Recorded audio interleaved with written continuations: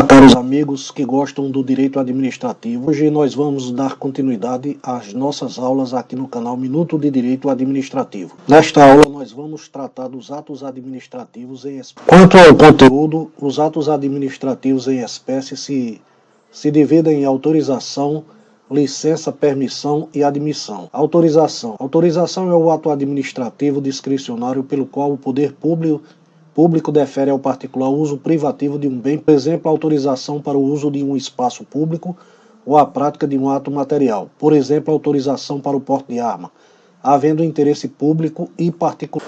Licença. Licença é o ato administrativo vinculado pelo qual o Estado permite ao particular a prática de determinada atividade, desde que preenchidos determinados requisitos legais. Por exemplo, licença para dirigir automóveis, havendo interesse público e particular. Tanto a licença quanto a autorização são exteriorizadas pelo alvará. Permissão. Permissão é o ato administrativo discricionário pelo qual o poder público defere ao particular o uso de um bem público. A permissão é menos precária que a autorização, já que a autorização é para uso episódico e a permissão é para uso não episódico. Admissão.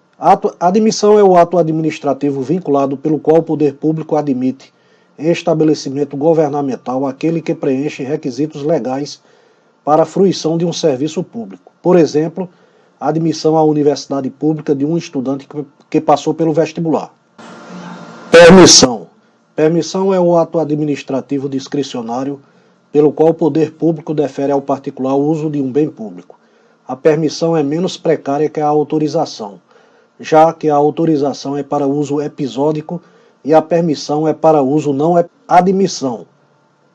Admissão é o ato administrativo vinculado pelo qual o poder público admite em estabelecimento governamental aquele que preenche requisitos legais para a fruição de um serviço público. Por exemplo, a admissão à universidade pública de um estudante que passou pelo vestibular. Atos administrativos de controle.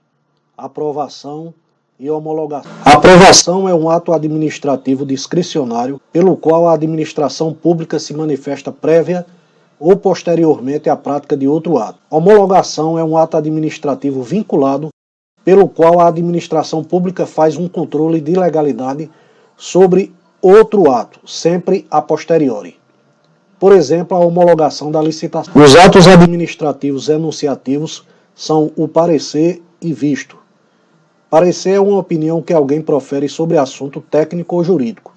Ele não obriga, em regra, a autoridade a decidir de acordo com ele, mas para divergir deverá a autoridade fundamentar a sua discordância.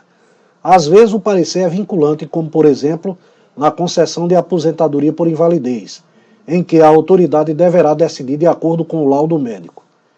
Visto é um ato de controle formal sobre outro ato, e não implica concordância com seu conteúdo.